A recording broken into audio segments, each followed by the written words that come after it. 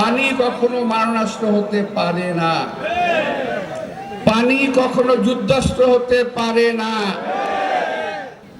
একমাত্র সারা বিশ্বের এই ভারত দেখিয়ে দিল পানিকে তারা মারণাস্ত্র হিসেবে ব্যবহার করেছে, পানিকে তারা যুদ্ধাস্ত্র হিসেবে ব্যবহার করেছে। কতটুকু অমানবিক হলে কাজটুকু তারা করতে পারে। ইতিহাস মনে করিয়ে দেয়, এখন থেকে অনেক বছর আগে ইসলামের ইতিহাস যারা জানেন, যারা পড়েন,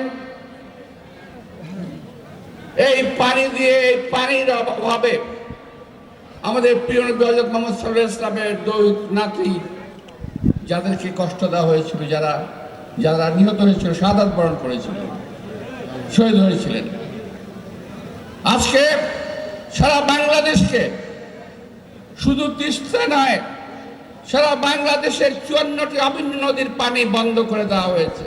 সারা বাংলাদেশের পানি কিন্তু তারা বন্ধ করে দিয়েছে। তারা তিস্তা বন্ধ করেছে, ফারাক্কা বন্ধ করেছে, সুরমা কুশিয়ারা বন্ধ করেছে, আরো বহু নদী আমার সামনে আছে, নাম বলতে পারবো না, 54টি অভিন্ন নদীর পানি তারা বন্ধ করে দিয়েছে। এ নিয়ে আমরা অনেক আগেই এই পানির হিস্সা আদায় করতে পারতাম যদি হাসিনার মতো একটা চারুকার সরকার বাংলাদেশে না আসতো। এই পানি নিয়ে কোনো কথা তারা কোনোদিন বলে নাই। আকর্ষণীয় একটা সহিংস নয়, একটি অহিংস প্রতিবাদ, একটি অহিংস দাবি সারা বিশ্বের সামনে আজকে তুলে ধরেছে।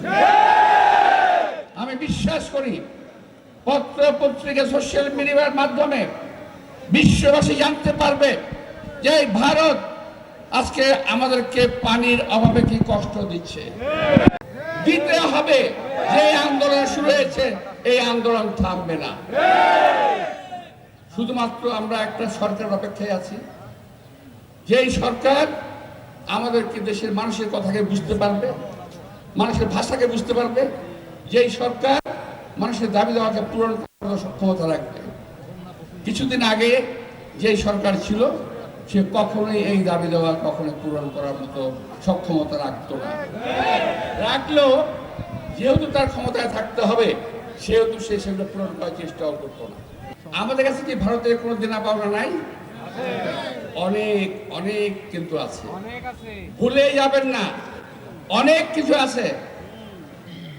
আমাদের কাছে ট্রানজিট আছে আপনাদের, আমাদের কাছে আমাদের পোর্ট আছে, মংলা পোর্ট আছে, চট্টগ্রাম পোর্ট আছে।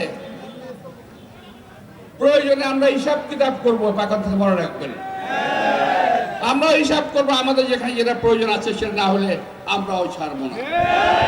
আমাদের তিস্তার পানি চাই, দিতে হবে। ফারাক্কার পানি চাই, দিতে হবে। যেখানে যেখানে আমাদের পানির অভিন্ন নদী আছে, সমস্ত নদীর পানি আমাদেরকে দিতে হবে হিসাব মতো।